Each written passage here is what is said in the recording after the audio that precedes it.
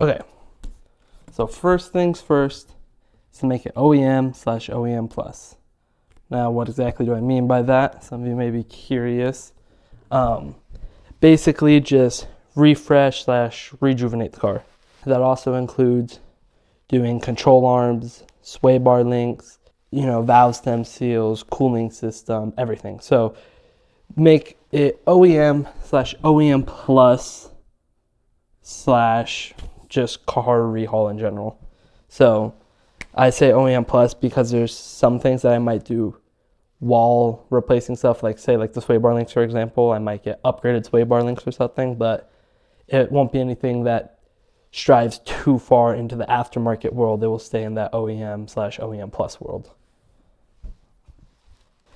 Now, second is purpose. Now, this is where I would say a lot of builds go astray, is they don't have purpose. So when I say purpose, I just mean idea/budget. So purpose could be a drift car, could be an off-road car, it could be a daily driver, it could be a Sunday driver.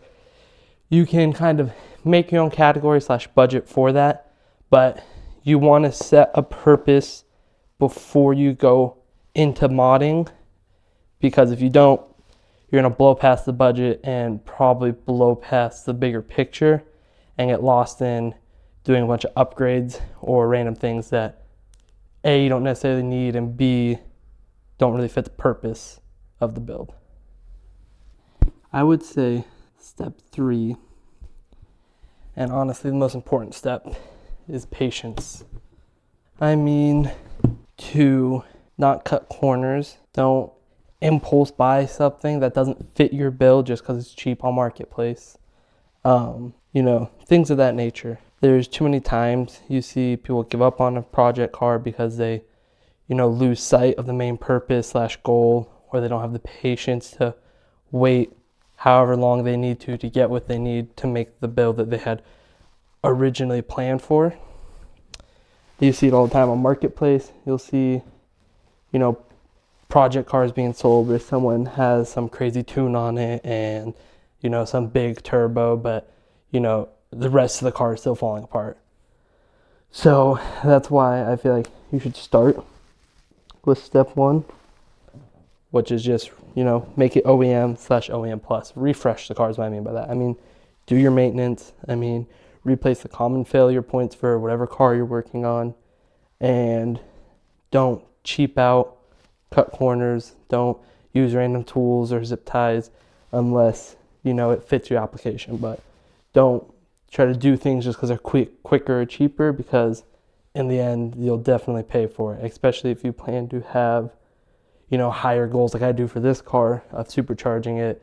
Last thing you want to do is cheap out on some, gasket or part because it's 20-30% cheaper, and then you blow the entire car, So step 1, just refresh, do your maintenance, don't cheap out, do it right, and learn, have fun. I think that's, most important. I think that's what most people get these cars for.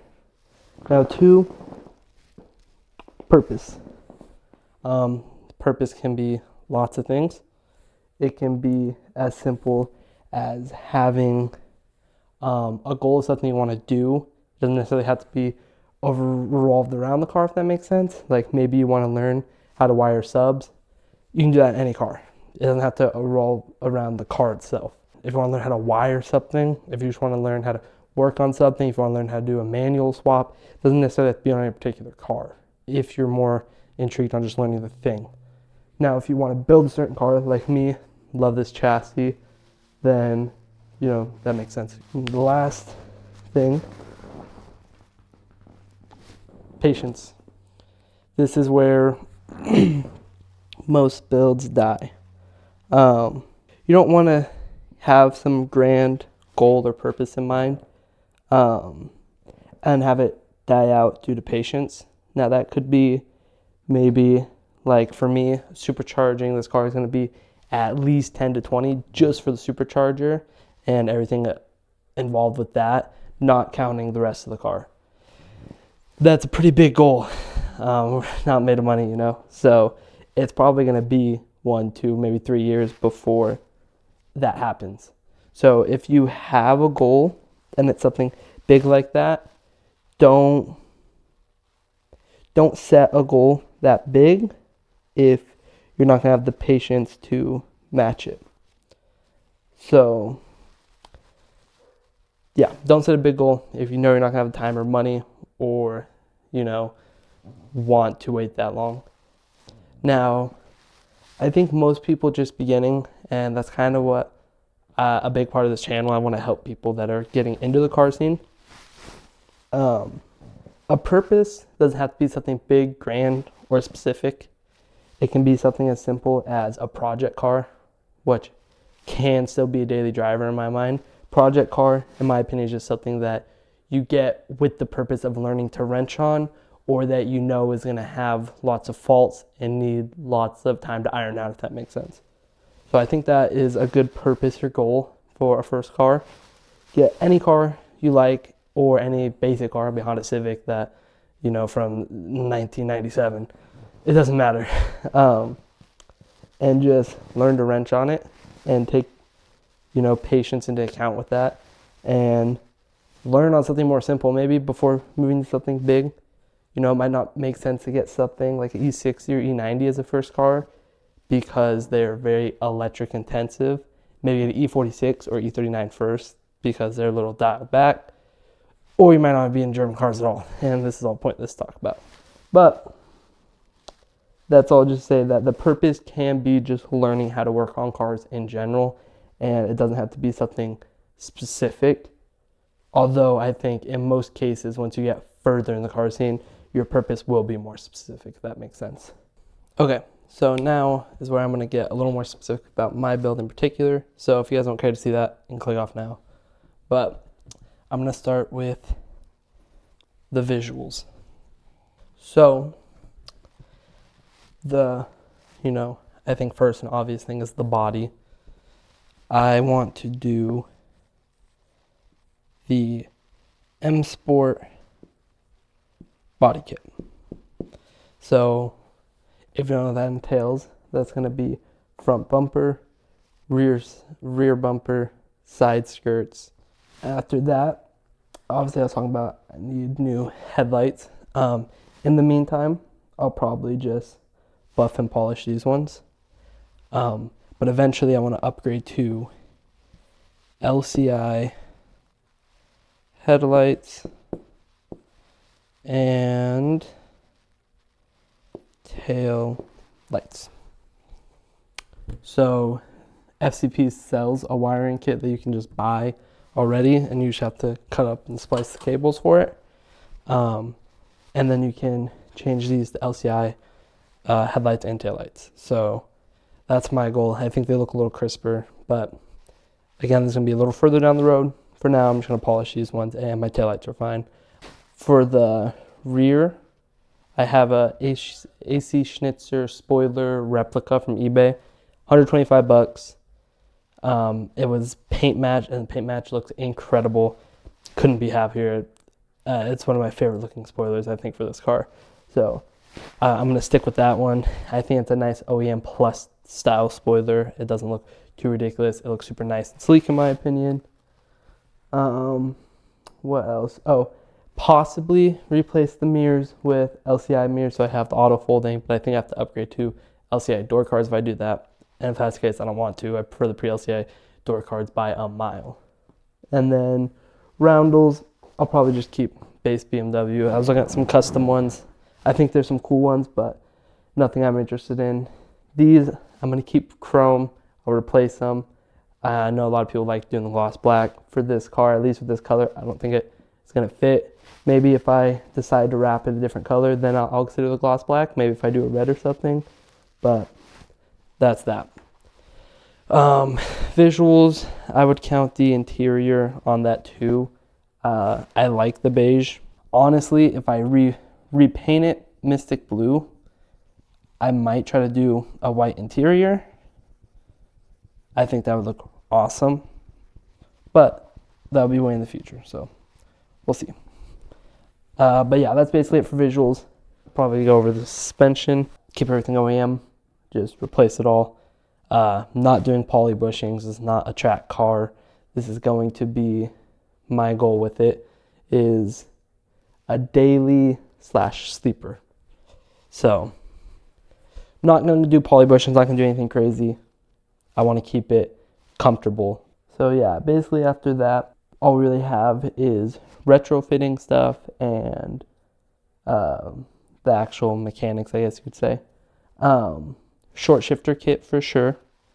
It'll make it a lot harder to miss shift. Sometimes it's hard going from third and shifting down to second. Sometimes, for me at least, it goes over into the reverse linkage easier than I like the gate. So short shifter I think is going to help a lot with that. I'm going to keep the base shifter. I'm not going to, at least as of now, I don't plan to upgrade to the ZHP Sport Shifter. I know it's a little heavier and it feels nicer, but I don't want a super short shifter itself. I would like it to be still the long base one in the 5 Series because, like I said, it's not supposed to be a track car. It's not supposed to be crazy canyon carver. It's supposed to be daily that you can take canyon carving, have fun with, and be a sleeper, but it's not going to be crazy track focused, or I don't want to say sport oriented because I think it is sport oriented, but it's not going to be a sports car, if that makes sense. It's not going to be a race car. Now, retrofitting, at some point I'll retrofit heated seats in it. It doesn't have heated seats. That's a must for me in the winters. Same with heated steering wheel. I'm trying to decide if I want to go crazy futuristic with the interior. I don't think I'm going to. I might upgrade to an F10 steering wheel, but I doubt it. I really like the M Sport steering wheel. I think I should cop one of those. I might upgrade the head unit to an Android Auto / Apple CarPlay head unit. I think it could be helpful. It has the MASC system in it right now, so it's not with a CIC or CCC, and it's terrible. It's a super tiny screen. It doesn't even work right now, but you guys will see that in a different video. But yeah, I think that would be nice to have and super convenient, especially for road trips and things of the such. Now, the more minute things that I'm going to retrofit that people probably won't think of, and this will be way later down the line, this is going to be after the car is, tip top. The glass, they're expensive. They're like $600 a piece, but I want to get the auto dimming ones first off, which is, I don't know if you guys know how that works. There's basically a sensor in the rear view mirror that you install, and it will sense when at nighttime when lights are hitting you, and it will tint your side mirrors darker so that they don't blind you as much. So I definitely want that. And I'm going to replace it with the EU spec glass, which you guys don't know what that is. It basically has like a convex on the side. It's basically is like fisheye on the very end, so you can see your blind spots way easier. I originally saw it on M539 Restoration's video on his B7. I was watching that whole series after our B7, and that was one of the things he did because it was a US spec car when he got it that I'm very intrigued to do and try out, see how it is. Now, the other thing I want to retrofit, if I can, I don't know how hard it's going to be, what to see. I would like to do heads-up display. Used it before in my brother's white 550, same E60, and his M550, and it is awesome. And not a must-have necessarily, but the closest thing you can get to a must-have. It's awesome, and I would love to do that in this, as long as it's not too hard. I know you have to replace the windshield, the particular one that has like the right section for whatever, I don't know, but like I said, this will be once the build's finished. These are the retrofits I'm looking at. So yeah, I think that's mostly it. Things are going to change. There's definitely things I'm forgetting to talk about in this video, but they will definitely be mentioned once I get there, if that makes sense. And if you guys have any ideas or curious about anything I haven't talked about, leave a comment and I'll respond to that.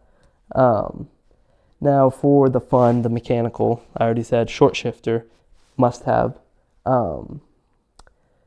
Now, I was thinking, this is what I was talking about earlier, doing the Alpine with superchargers, just where my brain was. But I'm thinking about doing the Hyde Motorworks conversion kit. It converts the intake to be able to fit a Shelby GT500 supercharger while being able to retain the stock cover, and it hides completely under it. So anyone looking at engine bay won't be able to tell unless they know the cars really well, and we'll be able to obviously tell by the extra belt being driven. But outside of that, no one's gonna be able to tell. And that's gonna fit the sleeper style I want to go with a lot more. Obviously, if someone asks, I'm not gonna lie, but when people are looking, I want it to look basic and unassuming. Now, they sell a cooling kit too with it. I'm gonna see how that works. Might do a custom cooling kit and do a lot of custom fabbing for it. Probably upgrade the radiator to one that's a little bit bigger and nicer. The rear diff, I will at some point as well. Most likely upgrade to LSD diff. There is a particular brand I'm looking at, custom built. It's about $4,000 all in, said and done. I'll probably custom order it with a little bit of a less aggressive gear ratio to remain that daily driving aspect while still being able to slide and have a little bit of fun here and there with it. But with budget, this build not a big, this is going to take time. I'm hoping that this YouTube channel takes off sooner than later, and 90% of the money we make from it will be going straight back into the videos. Again, purpose of this, you got to always circle back to the purpose. Daily driver. So yeah, I mean, I think that's most of what there's talk about with the goal. Things are going to change. Things are going to shift shape as time goes on and more goes on with the car.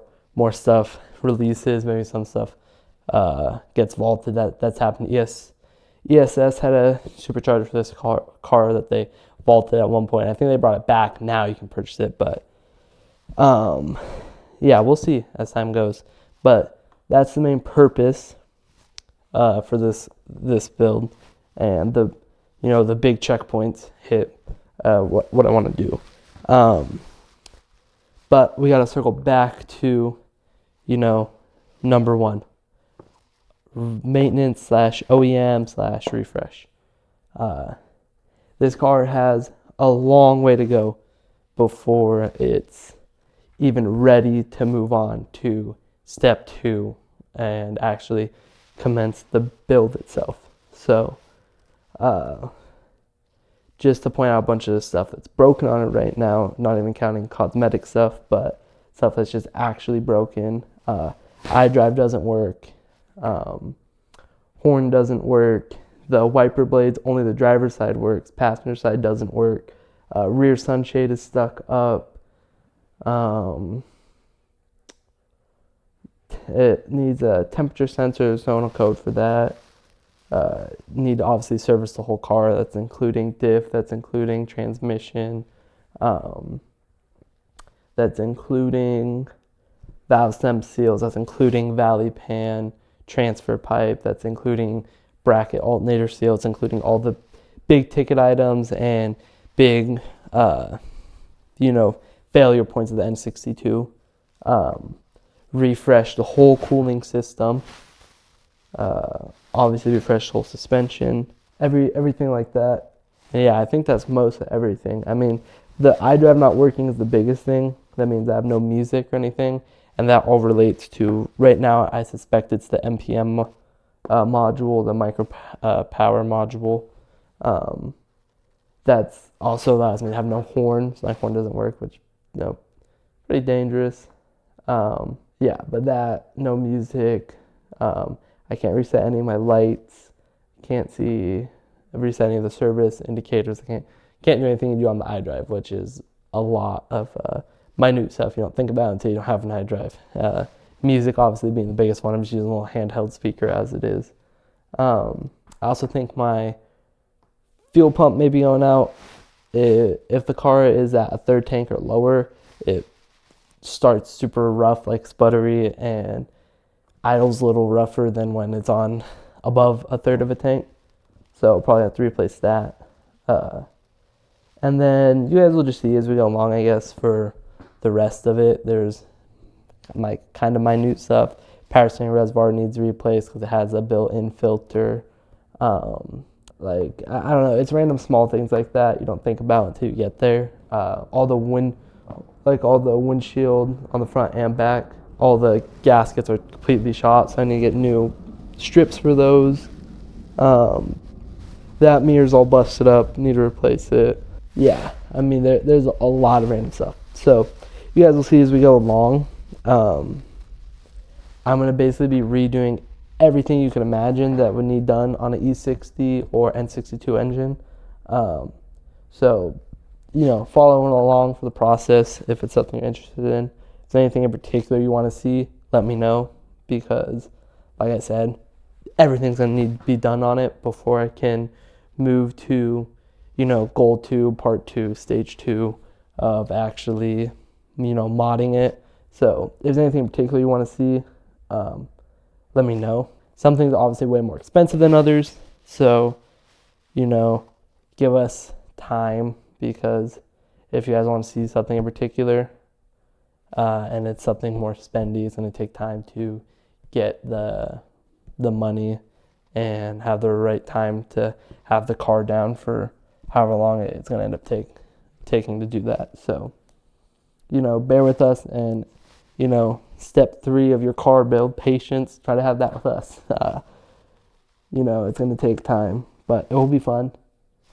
And at the end of the day, the biggest purpose of this is for you guys to learn something. I don't want someone to feel like they need to be an expert in X, Y, or Z to be able to join the car community. Car community reigns under literally people who just like cars, may not even have a car yet, to, people that are full-time master techs or race car drivers, or even like the big YouTubers you watch, like Matt Armstrong, that does full rebuilds on wrecked cars.